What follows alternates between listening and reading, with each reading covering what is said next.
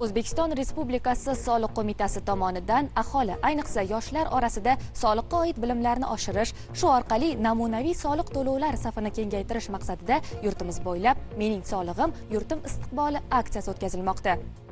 Surxondaryo viloyatida bo'lib o'tgan navbatdagi tadbirda ham turli yoshdagi fuqarolar, biznes vakillari hamda mahalla raislari faol ishtirok etdi.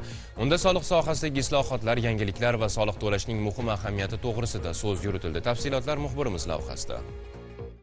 Respublikamiz bo'ylab "Mening solig'im, yurtim iqboli" aksiyasi davom etmoqda. Navbatdagi ana shunday uchrashuv Termiz shahrida bo'lib o'tdi. Uchrashuv avvalda mamlakatimizda soliq sohasida amalga oshirilayotgan izchil islohotlar, soliq to'lash madaniyatini yuksaltirish hamda aholining huquqiy ongi va soliq savodxonligini oshirishga qaratilgan keng ko'lamli ishlar haqida so'z yuritildi.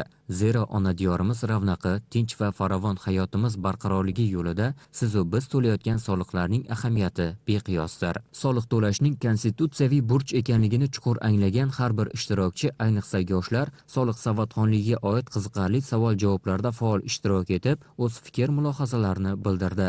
Bugun butun respublika bo'yicha "Mening solig'im, yurtim iqboli" aksiyasi davom etmoqda. Aksiyaning asosiy maqsadi soliq madaniyatini yuksaltirish, ayniqsa yoshlarimiz o'rtasida soliq bilimlarini yuksaltirish va bu bilan namunali soliq to'lovchilar safini kengaytirishdan iborat. O'ylaymanki, bugun Surxondaryoda bo'lib o'tgan, Termiz shahrida bo'lib o'tgan tadbirimiz ham albatta o'zining ijobiy samarasini beradi. Qaysi ma'noda biz bugun yoshlarimizni soliq borasidagi bilimlarini bilib oldik, bilmaganlarini o'rgatdik. Qolaversa, eng namunali soliq to'lovchilarni qaysidir ma'noda soliq idoralari tomonidan rag'batlantirdik.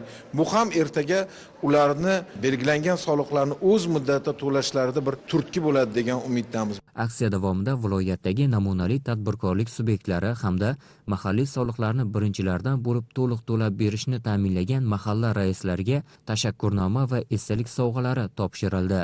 Bu kun Sardorbek Lolayev, Ilyos Rahmatov, Surxondaryo.